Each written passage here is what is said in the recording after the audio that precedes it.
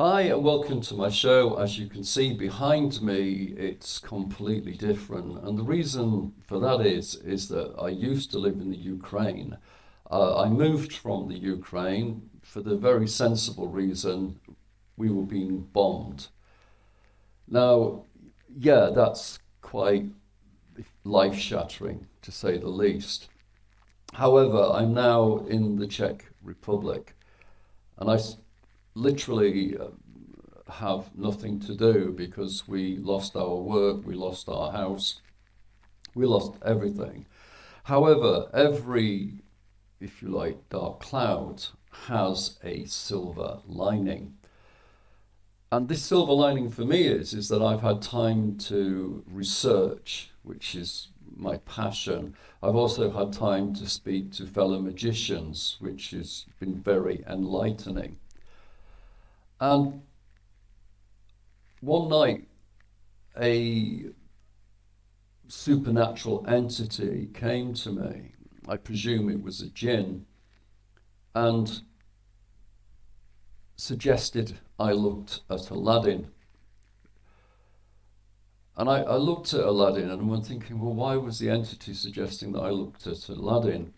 And then it struck me that Crowley said that the Arabian Nights was full of Arabian occult lore. But there's a problem because the story of Aladdin was not in the original Arabian Nights.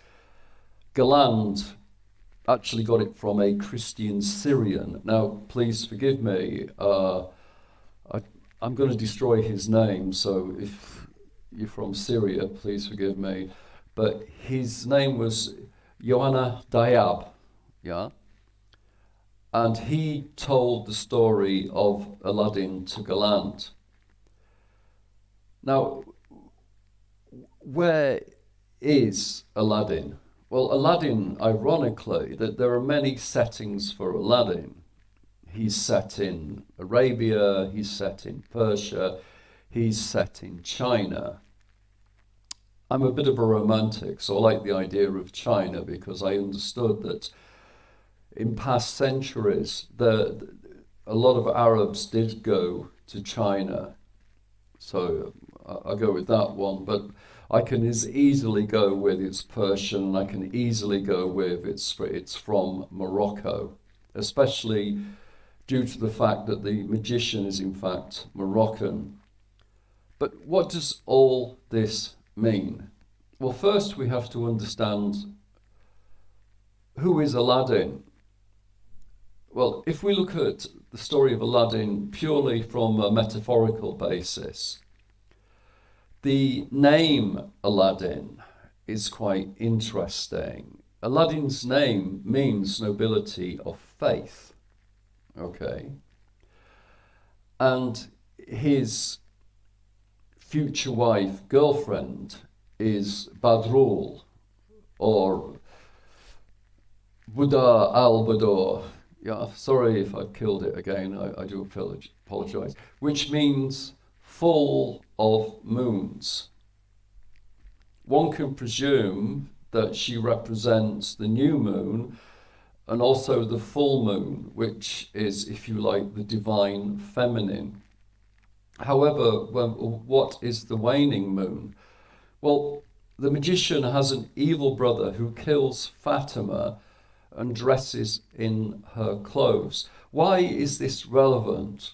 Well, back in ancient history, the moon was always seen as masculine. Well, not quite masculine. It was seen as masculine and feminine. I have a little statuette, which they call proto-history. Realistically, through research, I understand it's not proto-history. It is when the Moors were throughout Europe and even England, sorry. For example, we have Beethoven. His mother was Moorish. There is also some ambiguity as to King James. Was he in fact a Moor?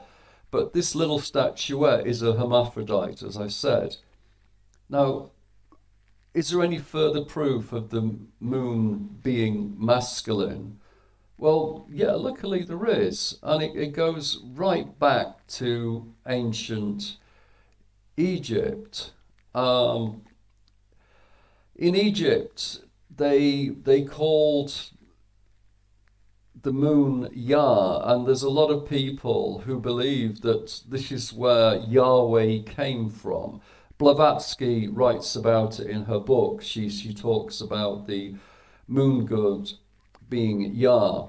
Interestingly, there is a spell from ancient Egypt which says this: one bright as the moon La, one shining as La. The Osiris Ani comes forth for these multitudes. Outside, bring himself back as a shining one. He has opened the nether world. So here we can see there is a direct correlation between something hidden, which of course is the Djinn.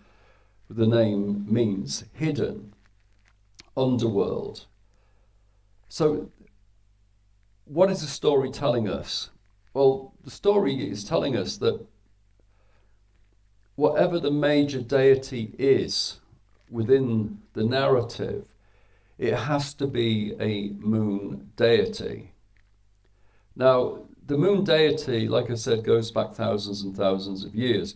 And if we understand Solomon, the story of Solomon and Sheba, or Bacchus, what they call her in the Muslim religion, Sheba was a worship of the moon, but the moon at her time was called Sin. Now, did Sheba exist? There seems to be some kind of evidence that Sheba did exist, or was once again Sheba some kind of metaphor for the divine feminine? Realistically, I don't think we'll ever find out, because I think the Christians have destroyed so much evidence as to what the past is. However, we're back now to Aladdin. So we understand that Aladdin means noble faith. Now, this is a very interesting place to start. It's also incredibly Freudian, because Aladdin is extremely lazy. His father wants him to be a cobbler. He's not interested. He's not interested in being a cobbler. He'd rather be out with his mates playing and just being a waster. This distresses his father so much that his father actually dies and leaves his mother, which is also another representation of the moon, the divine mother, if you like, and himself with nothing. Now, obviously, this is quite strange, but if we understand noble faith, then somehow this lazy boy who doesn't want to work has some kind of faith that something will happen. This is where it gets really, really interesting, because in the book, the magician comes into their lives and he studies Aladdin, and he likes the fact he's wayward, he likes the fact he's lazy, he likes the fact that he doesn't obey rules. And then he comes up to him and he caresses him and he says how much he loves him and he's his long lost uncle.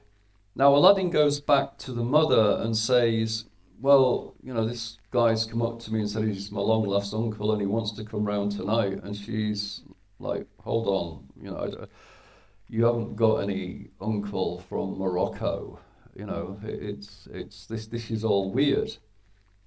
However, the magician comes round, he throws gold everywhere. It's very interesting that it's like gold, because gold is a very interesting metal. It represents purity. If you go to any temple in the world, it will have more than its fair share of gold. Okay, especially in India. There are temples in India which have solid gold tops. They're hidden from the public, but essentially they have solid gold tops. So when we look at this, what's the gold representing? Well, obviously the gold coin is round. Once again, we've got this kind of purity and moon connection, which is quite obvious to myself. So then the mother, being, I would say, overwhelmed with money, suddenly thinks, well, he might be a bit crazy, but he's given us plenty of money. And then he says, I want to teach your son, I want to look after your son, I want to make your son, really special. I owe it to my father, my brother, etc., etc. Now, he then takes the son away from the mother, and he obviously trains him. In the story, it says he gives him new clothes. Well, what does that actually mean? He gives him new clothes. Does he physically give him new clothes? Or does he teach him to take a new body, if you like, an astral form? I'm not going to get into all the levels of the body and the different type of astrals. It really does depend on what is your religious belief system. Ironically, having studied in India for quite a while, there are several schools that do not believe in the chakra form. Okay, there's a reason for this.